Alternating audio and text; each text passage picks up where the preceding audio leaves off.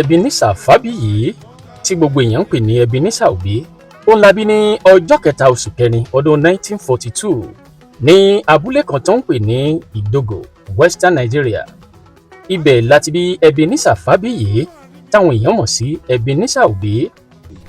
Ìlú Èkó ni wọ́n bí Ebenezer Obey sí nítorí ètò ìlera kò fi bẹ́ẹ̀ sí púpọ̀ ní Idogo nígbà náà. Ní kété tí wọ́n sì ti bí Ebenezer Obey tán, òun náà ni wọ́n padà sí Idogo láti ṣe ìtọ́jú Ebenezer Obey.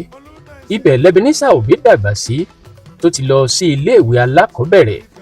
Níbẹ̀ pẹ̀lú òun náà ni Ebenezer ti máa ń kọrin ní ilé ìjọsìn àwọn ọmọdé kó tó di pé Ebenezer Obey darapọ̀ mọ́ ẹgbẹ́ akọrin àgbà nínú ìjọ. Ó sì jẹ́ ọ̀kan pàtàkì nínú àwọn tó ń darí orin nígbà náà, pàápàá jùlọ nínú ìjọ ọ̀hún. Ó lọ sí iléèwé primary school ẹ̀ ní Methodist Primary School èyí tó wà ní Idogo. Ibẹ̀ náà ni ó ti jẹ́ ẹni tó ń darí orin ńbẹ̀. Wọ́n sì fún lórúkọ kan tó ń pè ní prefect. Òun lórúkọ tí wọ́n ń pè Ebenezer Obey nígbà náà níbẹ̀. Kúrò ní abúlé yìí ní 1950 lọ sí ìlú Èkó níbi tó ti darapọ̀ mọ́ àwọn tí wọ́n ń ta jìtá tí wọ́n ń lu ìlù àgídìgbo àti piano. Gẹ́gẹ́ bí ó ṣe wà nínú ẹ̀bùn tó ní, ibẹ̀ ló ti kọ́ nípa bí a ti ṣe ń ta jìtá, piano àti àwọn ìlù Yorùbá míì, pàápàá jùlọ ìlù àgídìgbo. Láti bẹ̀ òun náà ni wọ́n ti wá sí ìlú Abẹ́òkúta láti wá sí ilé-ìwé ẹ̀kọ́ gíga rẹ̀.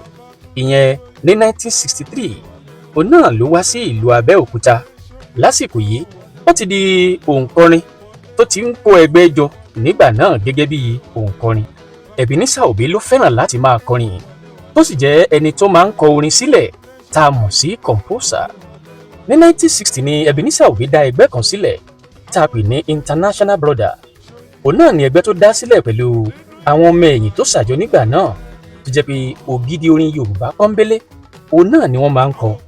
Nígbà yìí Ebenezer Obey ti jẹ́ ẹni tó máa ń ta jìtá tó máa ń fi jìtá ṣeré pa lọ́pọ̀ ìgbà, pàápàá nínú orin rẹ̀. Fífi jìtá ṣeré pa yìí sì wà lára ohun tó jẹ́ kí orin ẹ̀ yàtọ̀ sí àwọn orin àwọn èèyàn tó kù nígbà náà.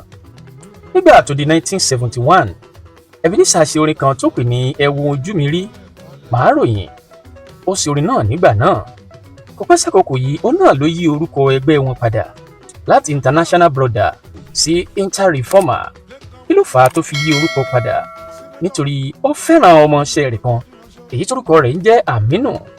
Aminu yìí la gbọ́ pé òun àti Ebenezer Obey òun náà ni wọ́n jọ ṣe kékeré tí Ebenezer sì jùlọ nílé ìwé. Nígbà tí Ebenezer bẹ̀rẹ̀ orin kan tó pè ní Royal Marble Orchestra, Aminu yìí gangan ló dàbí igbákejì ẹ̀ nígbà náà. Ṣùgbọ́n a ò rí tọ́jú lọ́jọ́ mú ṣe o. Ikú pa Aminu. Aminu òkè kú. Òun ló fà á tí Ebenezer fi pinnu láti pe báǹdì ẹ̀ ní Inter-Reformer. Nígbà yìí àwọn olórin náà ti wà nígboro Nàìjíríà tí wọ́n jẹ́ olórin, pàápàá láwùjọ Yorùbá. Nínú àwọn olórin tí wọ́n mì gboro tìtì nígbà náà, òun náà láti rí Ise Kẹ́hìndé Dáìró tí àwọn èèyàn ń pè ní Ike Dáìró. Ike Dáìró yìí ni wọ́n bí ní ọdún 1930 tó sì jẹ́ olórin. Ọmọ bíbí ìpínlẹ̀ Kwara ni. Ó sì gbajúgbajà nínú olórin nígbà náà, pàápàá ní 1950s àti 1950s. Ó jẹ́ ògo olórin tó tàn jù nígbà náà tó sì pé orúkọ ọmọ ẹgbẹ́ tiẹ̀ ní The Blue Spots.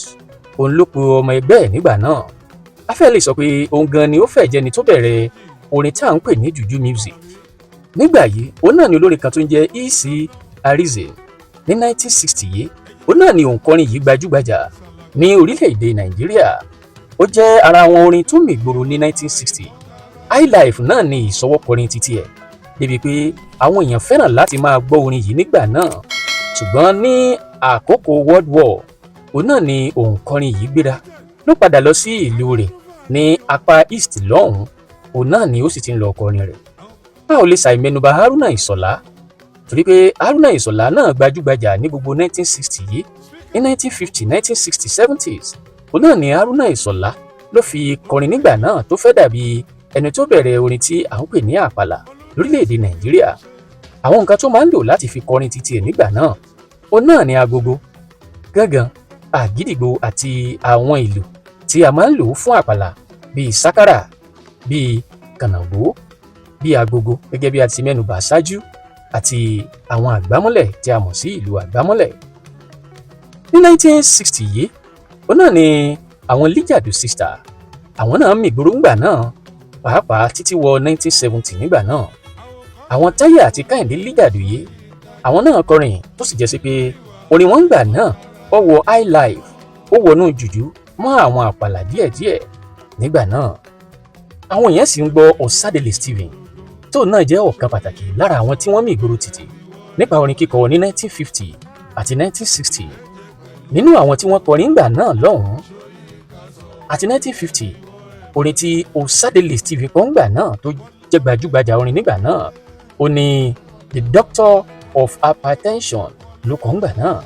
Lára àwọn tí wọ́n tún gbajúgbajà nínú olórin nígbà náà, Rex Longson òun náà gbajúgbajà nígbà náà pẹ̀lú Victor tó kọ Joromi. Tá ò bá gbàgbé láwọn àkókò yìí òun náà ni Celeste náà jáde tó náà kọrin tó pè ní Ìjẹun Ẹnu nígbà náà. Ohun tó mú orin Ebenezer Obey yàtọ̀ sáwọn orin tó jáde nígbà náà ni pé ọ̀pọ̀lọpọ̀ orin tó jáde nígbà náà ló máa ń fi àfojúsùn nípa ọ̀rọ̀ obìnrin àti ohun tó ní í ṣe pẹ̀lú ìgbé ayé ọmọnìyàn. Ṣùgbọ́n ìkọrin Ebenezer Obey ó ní í ṣe pẹ̀lú ẹ̀sìn, ká fi jẹ́jẹ́ jayé pẹ̀lú ìwà rere tó jẹ́ ẹ̀ṣọ́ ènìyàn. Ṣùgbọ́n nígbà tí Ebenezer Obey tó bẹ̀rẹ̀ orin rẹ̀ ó wá di pé inú Bíbélì àti ìhùwàsí ọmọ ènìyàn òun náà ló ti mú àwọn orin tiẹ̀ jáde tó jẹ́ pé orin yẹn yàtọ̀ láàrin àwọn orin tó kù. Ìsọwọ́mú jìtá tiẹ̀ láti fi bẹ̀rẹ̀ orin rẹ̀ ó yàtọ̀ gédé sí tàwọn tó kù àti ọ̀nà tó ń gbà kọrin títí ẹ̀ nígbà náà.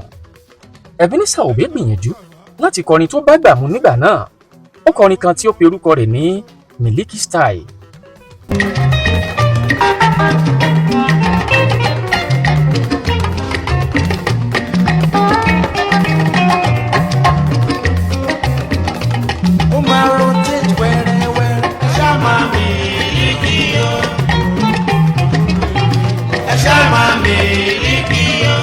Circulate lọ wẹ́rẹ́wẹ́rẹ́. Ẹ̀fẹ́ máa mi lékì o. Kò mà séwu lọ́rọ̀ wa. Ẹ̀fẹ́ máa mi lékì o. Kò mà séwu lọ́rọ̀ wa. Ẹ̀fẹ́ máa mi lékì o. Lẹ́sọ̀lẹ́sọ̀ kó máa yí lọ. Ẹ̀fẹ́ máa mi lékì o. Ẹ̀ṣá máa ṣàkàdẹ́lì o. Ẹ̀fẹ́ máa ṣàkàdẹ́lì o. Ó kọrin yìí pẹ̀lú jìtá, ó ń pẹ̀lú àwọn ìlù àbáláyé.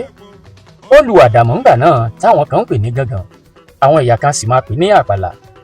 Ó lu omele, ó sì lu àwọn ìlù àbáláyé pẹ̀lú jìtá rẹ̀, bass guitar, lead guitar, acoustic òun náà ló lò tí ó forin tiẹ̀ bá gbà mú nígbà náà. Òun náà ni àwọn kan fi ń pe Obey ní baba jùjú nígbà náà torí pé ó jáde pẹ̀lú ìlù gángan tó jẹ́ ìlù àbáláyé ilẹ̀ Yorùbá pẹ̀lú gángan tó jẹ́ àdàmọ̀ táwọn kan ń pè lápàlà. Ó náà ni àwọn ohun tí Ebenezer Obey kó wọlé nígbà náà. Lára àwọn orin tí Ebenezer ti ṣe, ibẹ̀ láti rí Sir Gabriel Ọlábàmíjí. Orin míì tó kọ láti rí Ọba Michael Adédọ̀tun Àrẹ̀mú Gbádébọ̀. Ó kọ Obey at 70. Ó kọrin kan tó pè ní Ìjáparí. Ó kọrin Mọ̀kúlùmùkẹ́. Ó kọ What God Has Joined Together. Obey náà ló kọrin kan tí wọ́n pè ní Àràmbádá. Ó kọrin kan tí wọ́n pè ní Adam and Eve. Ó kọrin kan tí wọ́n pè ní Ebenezer Obey in London. Ó sì kọrin tí wọ́n pè ní Womanhood. Ebenezer náà ló kọrin tí wọ́n pè ní The Rock. Ó kọ kan tí wọ́n pè ní Vanity. Ó sì kọ orin tí wọ́n pè ní Àìmàsìkò Ẹ̀dá. Òun ló kọrin kan tí wọ́n pè ní Ayọ̀ Fọba Mímọ́. Ó sì kọrin kan tí wọ́n pè ní Determination. A ò lè ka orin tí Ebenezer Obey kọ tán. Àwo tí Ebenezer Obey ti kọ ó ti ju 100 lọ. Tá a bá ní ká máa ka àwo tí Ebenezer Obey ti kọ, a ò lè kà tán rárá. Ní 1970, Obey ti wá gbajúmọ̀ ju Ike Dairo lọ nínú orin kíkọ àti ìsọwọ́mú jìtá rẹ̀. Ní 1966 yìí, òun náà ni Ebenezer Obey ní àdójúkọ pẹ̀lú olórin kan tó jáde torúkọ rẹ̀ ń jẹ́ King Sunny Adé. Oníjùjú lòun náà, ó máa ń ta jìtá, ìmọ̀wọ́ ijó rẹ̀ tún yàtọ̀. òun jáde tán ni gẹ́gẹ́ bí ọmọ tuntun.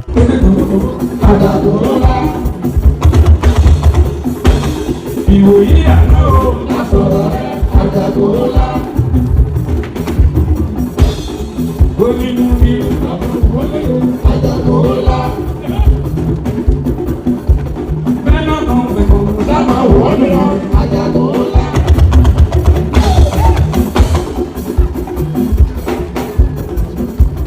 ìwòyí lásọ̀rọ̀ rẹ̀ àjàgbóró lá. babaláwo kọ́fà babaláwo kọ́fà. owó tuntun tẹ bá fi sí ní babaláwo tí babaláwo ní sáfẹ́.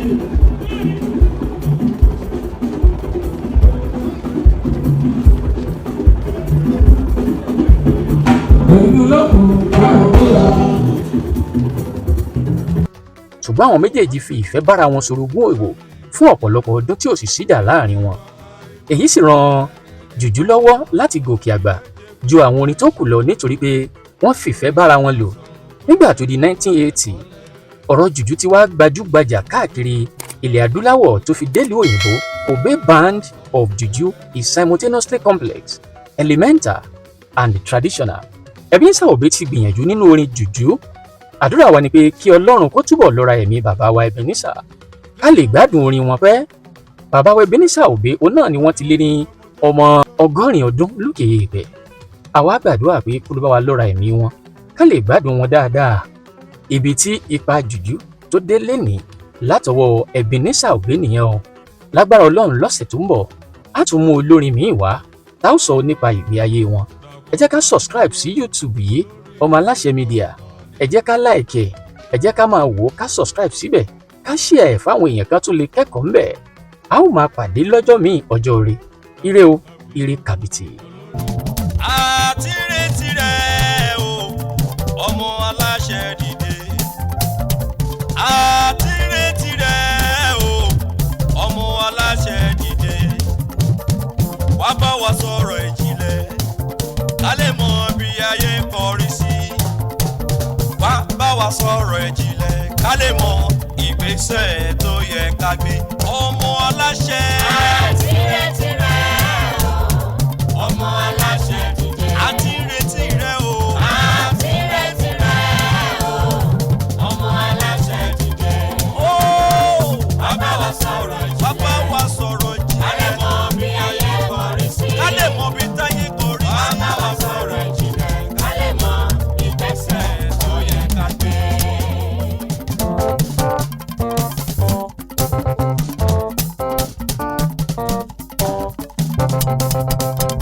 àtìrètí rẹ̀ o ọmọ aláṣẹ dìde.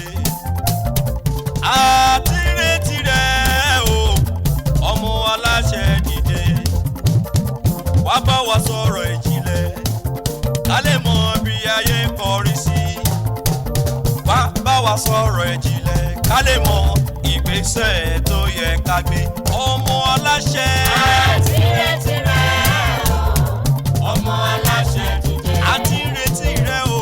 àtìrètí rẹ̀ o ọmọ aláṣẹ dìde. ó wá bá wa sọ̀rọ̀ wá bá ìjìnlẹ̀ wa sọ̀rọ̀ ká lè ìjìnlẹ̀ mọ bí ayé kọrí sí. ká lè mọ bí táyé kọrí wá sí. bá wa sọ̀rọ̀ ìjìnlẹ̀ ká lè mọ ìgbésẹ̀ tó yẹ ká gbé.